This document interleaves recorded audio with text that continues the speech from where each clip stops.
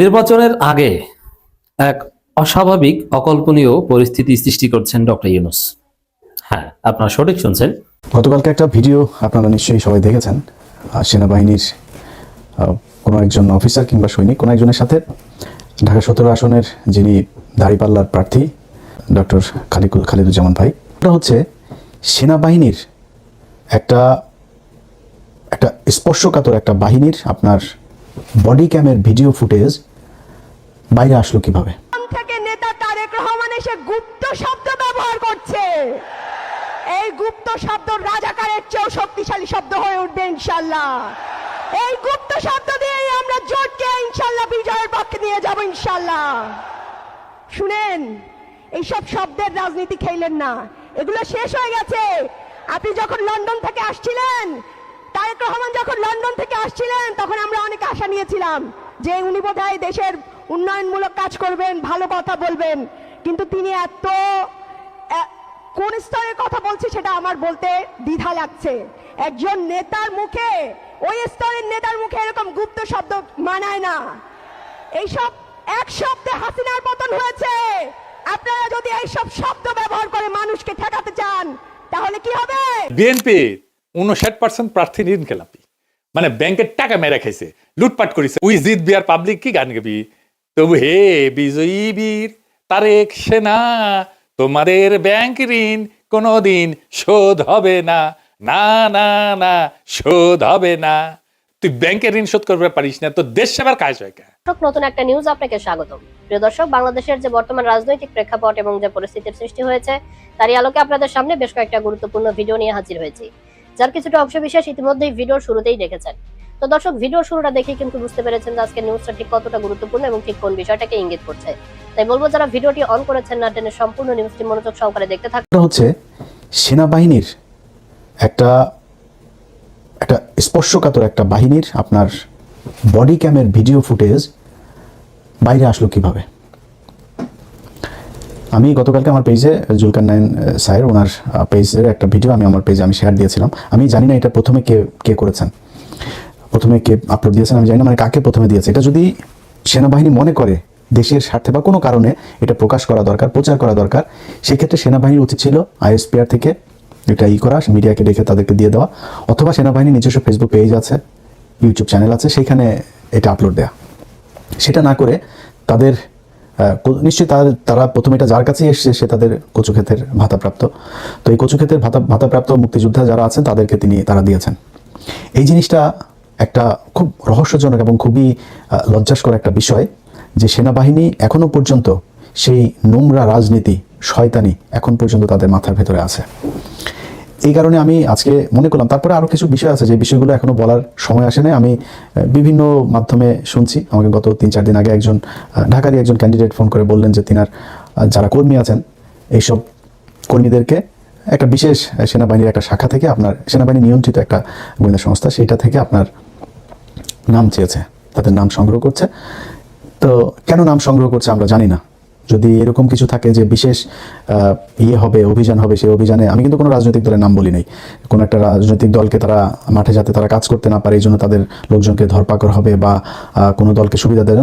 গত 1.5 বছরে চিহ্নিত কারা কারা চাঁদাবাজি করেছে, কারা সন্ত্রাসী কার্যকলাপ করছে, এখনো করছে, তারা চিহ্নিত, তাদেরকে ধরেন। সেটা যদি জামাতের আমির হয়, জামাতের আমিরকেও ধরেন, কোনো সমস্যা নেই। যদি বিএনপির বিশাল বড় নেতা হয় তারাও ধরেন, ওইটা ঠিক আছে। কিন্তু বিশেষ কোনো উদ্দেশ্যে আমি গতকালকের এই ভিডিওটার পিছনে অনেক বড় ধরনের একটা কনস্পাইরেসি আপনার লক্ষ্য করছে।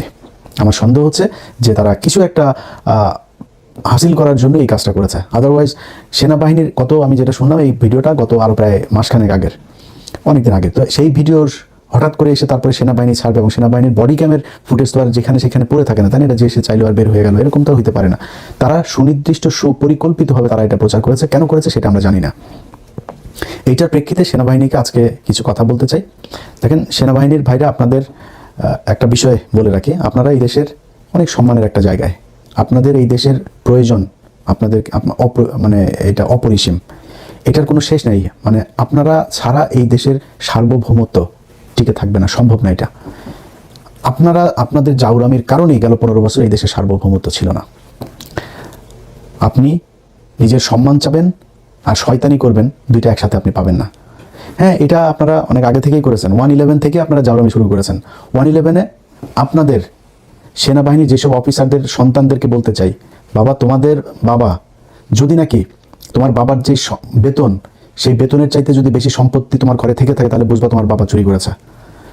যারা 111-এ ব্যবসায়ীদেরকে ডেকে ডেকে নিয়ে তারপরে তাদের কাছ থেকে চাঁদাবাজি করেছে, এত ভাব মারার কিছু নাই। আপনারা গত 15 বছরে আপনাদের সেনাবাহিনীর অফিসারদের বউ, আপনার সেনাবাহিনীর অফিসার মেয়ে, মা, সন্তান, তাদেরকে ধর্ষণ করিয়েছেন ইন্ডিয়ান গোয়েন্দা সংস্থার লোকজনকে দিয়ে। কোথায়? এই পিলখানায়। শুধু আপনি ধর্ষণ করাই শেষ না, আপনি ধর্ষণ করানোর পরে যেই সেনাবাহিনীর অফিসাররা এটার বিচার চেয়েছে তাদেরকে আপনারা গুম করেছেন, তাদেরকে গ্রেনেড হামলা মামলায় আসামি করেছেন, জোর করে চাকরিচ্যুত করেছেন, নির্যাতন করেছেন, দেশ ত্যাগে বাধ্য করেছেন। এটা আপনারা করেছেন, বিচারটা করতে দেন নাই। এরপরে কি করেছেন? সেই বিচারের পুরো অপরাধের দায় বিডিআরের উপরে চাপায় বিডিআরের নিরীহ মানুষগুলোর উপরে নির্মম নির্যাতন চালিয়েছেন। এটা সভ্য কোনো সমাজে, নিকট অতীতের কোনো পৃথিবীতে আজ পর্যন্ত এটা ঘটে নাই। মানুষকে জিজ্ঞাসাবাদের নামে 30 দিন 40 দিন আপনারা আটকে রেখে তাদেরকে নির্যাতন করে হত্যা করেছেন।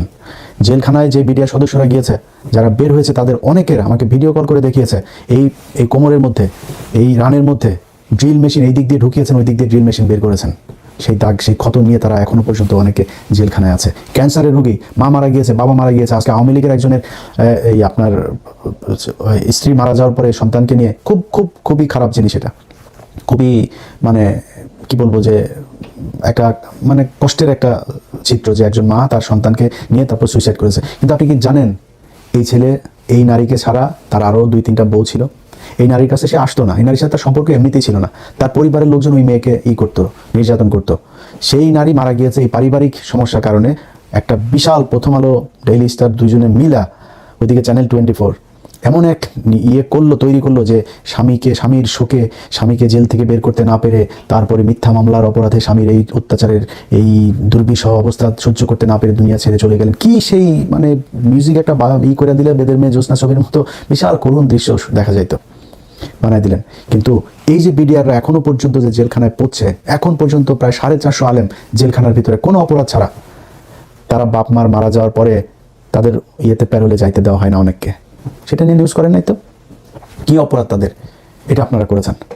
আপনাদের নিজেদের অফিসার নিজেরা নিজেদের ক্যান্টনমেন্টের ভিতরে লুকিয়ে গুম করে রেখেছেন। আপনারা পাহারা দিয়ে 2018 সালে একটা রাতের ভোটে নির্বাচন করিয়েছেন, 2014 সালে করেছেন ভোটারহীন নির্বাচন, 2024 সালে করিয়েছেন ড্যামি নির্বাচন। এগুলো আপনারা করেছেন। আপনারা রাস্তাঘাট, ব্রিজ, কালভার্ট এগুলো করতে গিয়ে চুরি, বাটপারি যা আছে সব কিছুই সেনাবাহিনী করেছে। এখন আপনারা তারপরে সম্মান চান, আপনাদেরকে সম্মান করতে হবে। সমস্যাটা কি হয়েছে শোনেন। এই খালিদুজ্জামান ভাইয়ের ভিডিও নিয়ে এক মেজর, রিটায়ার্ড, তিনি মেজর না ক্যাপ্টেন না কি যেন একজন সেনা কর্মকর্তা আর কি, তিনি এক ভিডিও বানিয়েছেন। আমি আর পিনাকি ভট্টাচার্য আমাদের কারণে সেনাবাহিনীকে নিয়ে খালিদুজ্জামান এরকম কথা বলার সাহস পেয়েছে। খালিদুজ্জামান একা না, বাংলাদেশের বহু মানুষ এইভাবে কথা বলবে। এটা ইলিয়াস পিনাকির কারণে কিনা ওই চিন্তা না করে আপনারা অপকর্ম করেন কিনা সেই চিন্তা করেন। আপনারা চান হচ্ছে কি জাউরামি যত ধরনের আছে সব করবেন, কিন্তু কেউ কিছু বলতে পারবে না। সেদিন গুজার গায়া, ওই দিন আর বাংলাদেশে ফেরত আসবে না। জাউরামি করবেন, বের হয়ে যাবে। আমি থাকবো না, আরেকজন থাকবে, কেউ না কেউ থাকবে, বলে ফেলবে। এবং এগুলো আপনাদেরকে শুনতে হবে। খালিদুজ্জামান ভাই বলেছে যে আপনারা দেশের 12টা বাজিয়েছেন। তার দেশের 12টা আপনারা বাজিয়েছেন, এটা সত্যি কথা, এটা অস্বীকার করার কিছু নেই। একজন পুলিশের সন্তান যদি নাকি কেউ দেখে, মনে করেন পুলিশের যদি অস্বাভাবিক সম্পদ দেখে, পুলিশের ছেলে মনে করেন R1 নিয়ে ঘুরছে, BMW নিয়ে ঘুরছে, চোখ বন্ধ করে বলে দেবে ওর বাপের হয়তো অন্য পারিবারিক ব্যবসা থাকতে পারে, বাপের ভাইয়ের ব্যবসা থাকতে পারে, নিজের পৈতৃক সম্পত্তি থাকতে পারে, কিছু না, পুলিশের ছেলে শালা ঘুষখোরের পোলা, বলে ফেলবে। সেনাবাহিনীর ক্ষেত্রে কিন্তু এটা বলতে পারবেন না, ওনাদের আবার গায়ে লাগবে। কিন্তু আপনিও চোর, যাহাই পুলিশ আপনিও ঠিক তাহাই। তারা চুরি করে, আপনারা চুরি করেন, ভাব মারার কিছু নাই। চুরি কোথায় করেন নাই বলেন? 111-এ ব্যবসায়ীদেরকে ডেকে ডেকে নিয়ে আপনারা চুরি করেছেন, করেন নাই? আপনারা এই যে কি বলে ওই যে কন্ট্রাক্টারি করেন, যে এই যে কন্ট্রাক্টারি টাকা পয়সা যেগুলো কিনা করেন আপনারা, এটার হিসাব পুরোপুরি হিসাব দিতে পারবেন আপনারা? পারবেন না। সেখানে যারা যারা আছেন কি পরিমাণে টাকা পয়সার মালিক হয়েছেন এটা আপনারা নিজেরাই জানেন। তারপরে বাংলাদেশের বিভিন্ন জায়গায় মানে ওনারা তো সৎ মানুষ, ওনারা কোনো আকাম কুকাম করেন না। এই জন্য ওনাদেরকে বাংলাদেশের বিভিন্ন জায়গায় মন্ত্রণালয়, কর্পোরেশন, অধিদপ্তর, পরিদপ্তর সব জায়গার উপরের চেয়ারটা ওনাদের। ওনারা ওইটা ডিজি নয় চেয়ারম্যান, কোনো না কোনো এক ইয়ের মধ্যে তারা প্রশাসক হয়ে তারপর বসে আছে। যত জাউরামি সবাই সেনাবাহিনী করে।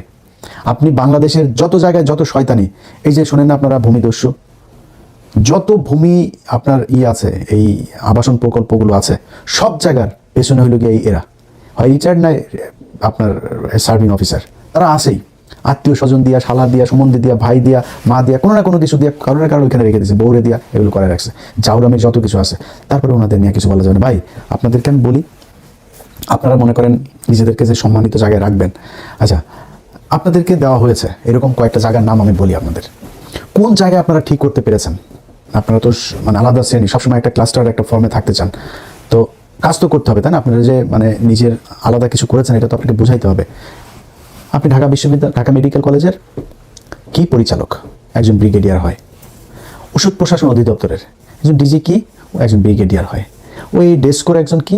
একজন ব্রিগেডিয়ার। ওই ডেসায় একজন আছে, ওই পেট্রোলিয়াম ইয়েতে আছে, ওই তিতাসে আছে, বিভিন্ন জায়গায় প্রথম পদটা তাদের। সিটি কর্পোরেশনের মতো চুরির জায়গাতেও ওনারা প্রশাসক বসায় রেখেছেন। বিডিআর, এমন কোনো বর্ডারের কোনো সীমান্ত, বিডিআরের ভাইরা আমার অনেক পছন্দ করে, তারপর সত্যি কথা হয়, এমন কোনো সীমান্তের কোনো জায়গা আছে যেখান দিয়ে কিনা মাদক চোরাচালান হয় না? এমন সীমান্তের একটা জায়গা আছে, একটা সীমান্ত আছে যেখান দিয়ে মানব পাচার হয় না, গরু পাচার হয় না, পোশাক পাচার হয় না, চিনি পাচার হয় না, লবণ পাচার হয় না? এমন জায়গা আছে? বিশেষ করে মাদক দেশ ধ্বংস করে দিচ্ছে। তো সেই বিডিআরের উপরে কারা? ওনারা। বিডিআরের অফিসার বিডিআর হইতে পারবে না, ওনারা অফিসার হবেন। অফিসারে ওনারা বাল ফালিয়ে ফেলবেন। ওনারা বিডিআরকে বিশাল সৎ এক হিসাবে, সংস্থা হিসাবে তৈরি করেছেন, ওনাদের থাকতেই হবে সেখানে। মেরে বিডিআরের মেরে সাফা করে ফেলতে হবে, নাম পাল্টাইতে হবে, পোশাক পাল্টাইতে হবে, ওনাদের পাল্টানো যাবে না, ওনারা ঠিক সে আগের মতোই থাকবেন। চারের বাল আব্দুল্লাহ হয়ে গেছে। ঢাকা মেডিকেলে চুরি ঠেকাইতে পারছেন? ওষুধ প্রশাসন দপ্তর, ইনসেপ্টা আছে, স্কোয়ার আছে, ভ্যাকসিনকো আছে, এত ওষুধের ইয়ে। নির্বাচনের আগে এক অস্বাভাবিক অকল্পনীয় পরিস্থিতি সৃষ্টি করছেন ডক্টর ইউনূস। হ্যাঁ, আপনারা সঠিক শুনছেন। ডক্টর ইউনূসের নজিরবিহীন ফাঁদে পড়ে আছে সম্ভাব্য পরবর্তী সরকার। অলরেডি ইউনূস সেই ফাঁদে আটকে দিয়েছেন। এই আলোচনাটা একটু হার্শ, একটু ব্রুটাল, কিন্তু রিয়ালিটি। পরবর্তী সরকারের হাত পা ইউনূস বেঁধে দিয়েছেন, এবং এই বেঁধে দেওয়াটা সম্পূর্ণ যৌক্তিক এবং জনগণ এটা চায়। বিএনপি ক্ষমতায় আসুক আর জামাত ক্ষমতায় আসুক, ইউনূসের লেগেসি বহন করতে হবে। আর এখানে ইউনূসের লেগেসি মিন্স ব্যক্তি ইউনূসের লেগেসি না, 24 গণঅভ্যুত্থানের লেগেসি। ইউনূস সেই ব্যবস্থা করে গিয়েছেন। আপনি চাইলেই হাসিনার মতো ফেসিস্টে উঠবেন, পারবেন না। আমি একটা কথা বলিনি, গণভোটের ফলাফল, দ্যাট মিনস হায়ের ফলাফল বাস্তবায়ন, দ্যাট মিনস জুলাই সনদ বাস্তবায়নের গ্যারান্টি ছাড়া ইউনূস কারো হাতে ক্ষমতা দিবেন না। এবং শুধু এইটা না, আপনি বিএনপি হোক জামাত হোক, ক্ষমতায় এসে কি করবেন, এমনকি ফরেন পলিসি কিভাবে হবে, অনেক গুরুত্বপূর্ণ বিষয়ে ঠিক করে দিয়েছেন ডক্টর ইউনূস। ভারতের সাথে মাখামাখি করবেন মানে আপনি কাজই করতে পারবেন না, আপনি সরকার চালাতেই পারবেন না।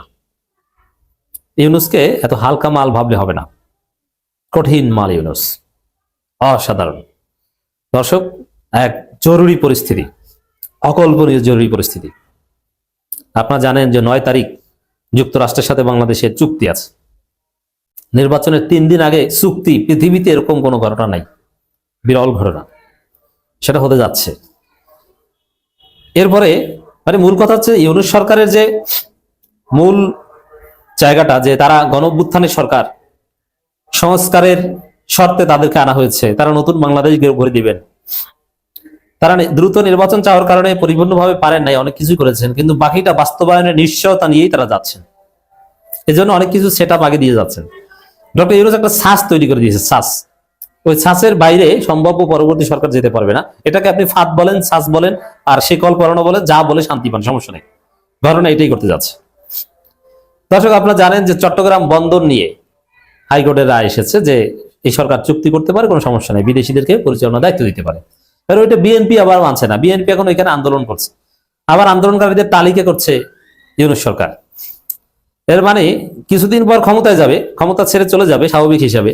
কিন্তু কারা চট্টগ্রাম বন্দর নিয়ে বাড়াবাড়ি করছে, কারা চাঁদাবাজিকে প্রাতিষ্ঠানিক রূপ দিতে চায়, চাঁদাবাজির পক্ষে কারা আন্দোলন করছে, চাঁদা খাওয়ার অধিকারের পক্ষে কারা আন্দোলন করছে, ইউনূস সরকার তাদের বিরুদ্ধে আঙ্গুল বাঁকা করেছে। এর মানে কি, ইউনূস সরকার চলে গেলেও বিএনপি ইচ্ছা মতো চাঁদাবাজি করবে এটা পারবে না, একদম পড়ে যাবে। ইউনূস সরকার যে ছাঁচ তৈরি করেছে এর বাইরে গেলে পুড়ে যাবেন, নষ্ট হয়ে যাবেন। দর্শক, চট্টগ্রাম বন্দর পরিস্থিতি নিয়ে জরুরি সভায় বসেছে কর্তৃপক্ষ।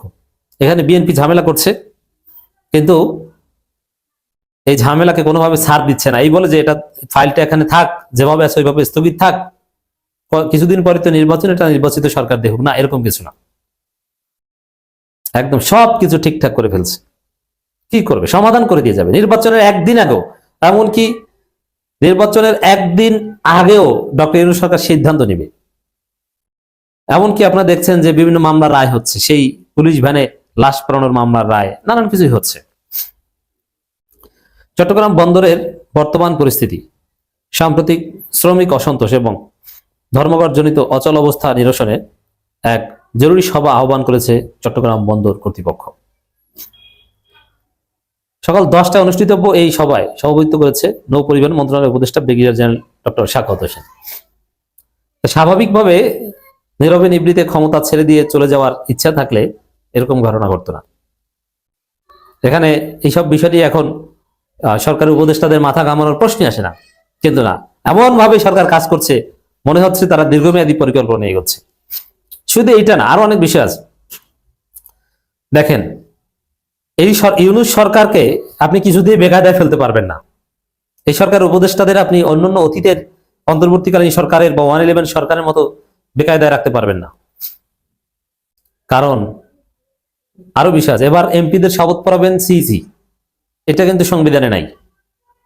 সিইসি শপথ পড়াবেন, এটা সংবিধানে নাই। এমপিদের সিইসি শপথ পড়ান না। অতএব এমপিদের শপথ পড়াতে যাচ্ছেন প্রধান নির্বাচন কমিশনার। এরকম আরো অনেক বিষয়, যার মাধ্যমে যে ইউনূস সরকারকে জুলাই সনদকে বৈধতা না দিলে ওই এমপিদের এমপিত্ব, পার্লামেন্ট সব অবৈধ। মানে ওই সংবিধান, 72 সংবিধানকে লাথি দিয়ে ফেলে দেওয়া কাজ আগেই সেরে রাখছেন। এরকম মজার মজার অনেক হিসাব নিকাশ আছে। বন্দরের পরিচালনা কার্যক্রম স্বাভাবিক করা এবং চলমান অস্থিরতায় মোকাবেলায় কার্যকর পথ খুঁজতে এই বৈঠকের আয়োজন করা হয়েছে। এবং আমরা জানি যে বিএনপির সন্ত্রাসী যারা চাঁদাবাজ বন্দরে, তাদের তালিকা করা হয়েছে, তাদেরকে ধরা হবে। খবর, নবনির্বাচিত এমপিদের এবার শপথ পড়াবেন সিইসি। এর মানে ইউনূস সরকারের কার্যক্রম এর বৈধতা দিতে বাধ্য, নইলে সংসদই অবৈধ। এটার মানে হচ্ছে এটা। বাংলাদেশে আসন্ন ত্রয়োদশ জাতীয় সংসদ নির্বাচনে বিজয়ী সংসদ সদস্য শপথ পাঠ করাবেন প্রধান নির্বাচন কমিশনার নাসিরউদ্দিন। বর্তমানে স্পিকার ও ডেপুটি স্পিকার উভয় পদ শূন্য থাকায় সংবিধানে বিশেষ বিধান অনুযায়ী সিইসি এই দায়িত্ব পালন করবেন। কিসের সংবিধানের বিধান? সিইসি শপথ পড়াবেন, এটা কোনো সিস্টেমেই নাই। স্পিকার ডেপুটি স্পিকার নাই, তার জায়গায় রাষ্ট্রপতি অনেক জায়গায়। এই স্পিকার ডেপুটি স্পিকারের অনেক দায়িত্ব পালন করেন রাষ্ট্রপতি, আইনমন্ত্রী এবং প্রধান উপদেষ্টা। সিইসি কিসের? না, এটা অদ্ভুত, এটা আইনের অ্যানালজিতেও যায় না। যেমন স্পিকারের অনেক কাজ, অনেক দপ্তর, এটা তো আইন মন্ত্রণালয়ের অধীনে আছে, এখন আমরা জানি না। সেখানে শপথ পাবেন তারা, কিন্তু সিইসির উপর দিয়ে দিয়েছেন কেন? এটা একটা খেলা যে আপনার উল্টাপাল্টা কোনো দিকে যেতে পারবেন না। এখানে সংবিধানের ব্যাখ্যাটাকে অনেক কিছু দেওয়া হচ্ছে, এগুলো কিছু না। এখানে একটা নতুন বাংলাদেশের আভাস আমরা দেখতে পাচ্ছি, এটাই হচ্ছে সত্য কথা। কয়েকটা বিষয় খেয়াল করেন।